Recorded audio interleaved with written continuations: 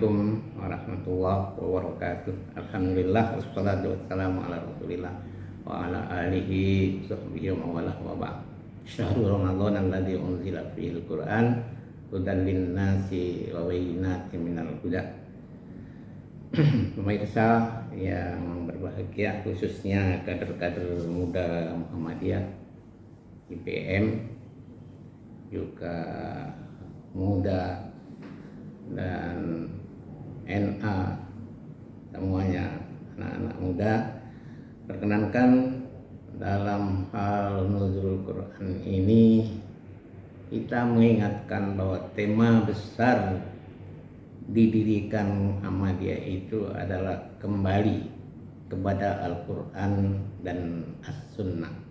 Kata kuncinya adalah kembali kepada Al-Quran dan As-Sunnah. Mengapa tahun 1912 itu kita gelorakan tema itu? Karena saat itu Al-Quran sebagai pedoman hidup kaum muslimin itu terpinggirkan. Yang ditonjolkan adalah pendapat para imam madhab, dan itu wajib ditakfiti bahkan secara membabi buta, sehingga umat menjadi terbelakang.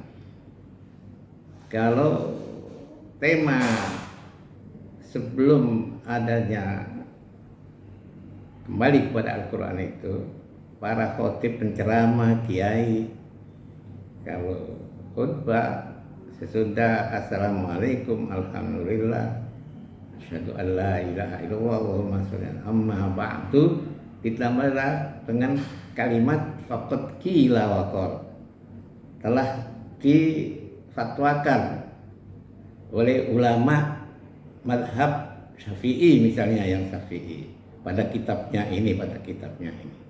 Nanti yang Hambali nggak mau kalah, menurut Hambali begini, sehingga terjadilah semacam pertentangan. Nah, Muhammadiyah mentradisikan sesudah amma ba'du itu qala Allahu ta'ala fil Qur'anil Karim dan qala Nabi sallallahu alaihi wasallam. Jadi sebagai pedoman hidup Islami, Kiai Ahmad Dahlan juga tidak sekedar Quran itu dihafal, dibaca dengan suara indah, dengan tajwidnya, maksudnya itu belum.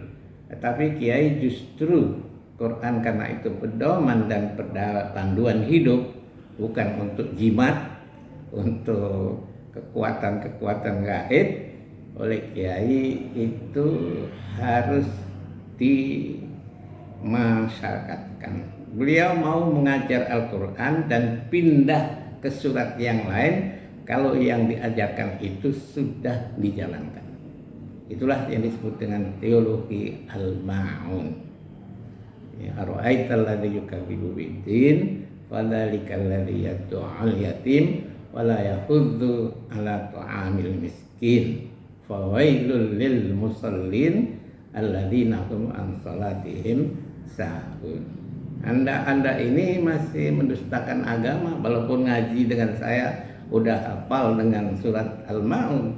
Apa buktinya? Anda nggak punya rumah, nggak merawat yatim di rumah. Anda nggak mendirikan balai yatim untuk pemeliharaannya. Anda tidak punya kotak obat di rumah Anda. Jadi Kiai Dahlan menganjurkan untuk tiap warga Muhammadiyah itu punya kotak untuk kesehatan yang berupa, palang merah itu isinya obat-obat. Dari situ berkembang nanti lahir poliklinik, lahir rumah sakit. Jadi sekali lagi Quran itu adalah hidayah, petunjuk, pedoman hidup. Adapun Lailatul Qadar itu adalah semacam kebijaksanaan dari Allah Subhanahu wa Ta'ala, bahwa Lailatul Qadar itu diestimatkan oleh Nabi itu terakhir di bulan Ramadan itulah turunnya. Nah, karena memang sebagaimana tradisi manusia, segala sesuatu itu kepengen diakhiri dengan happy ending. Orang pelajar kepengen lulus SMA-nya terakhir itu dapat nilai baik. Seorang mahasiswa demikian pula happy endingnya ingin mendapat S3-nya dengan nilai terbaik. Jadi happy ending itu pada akhir perjuangan. Nah, perjuangan Ramadan itu yang sedang kita lakukan ini diharapkan kita mendapatkan Lailatul Qadar. Apa itu Lailatul Qadar? Lailatul Qadar itu yang mendapatkan itu adalah mendapatkan sikap mental yang positif. Sesudah selesai Ramadan itu sikap mentalnya berubah dari yang pemalas menjadi orang yang rajin, dari yang kurang tegas menjadi tegas, dari yang kurang adil menjadi adil, dari yang kurang mementingkan kepentingan umum sebagai pemimpin berubah menjadi mementingkan kepentingan umum.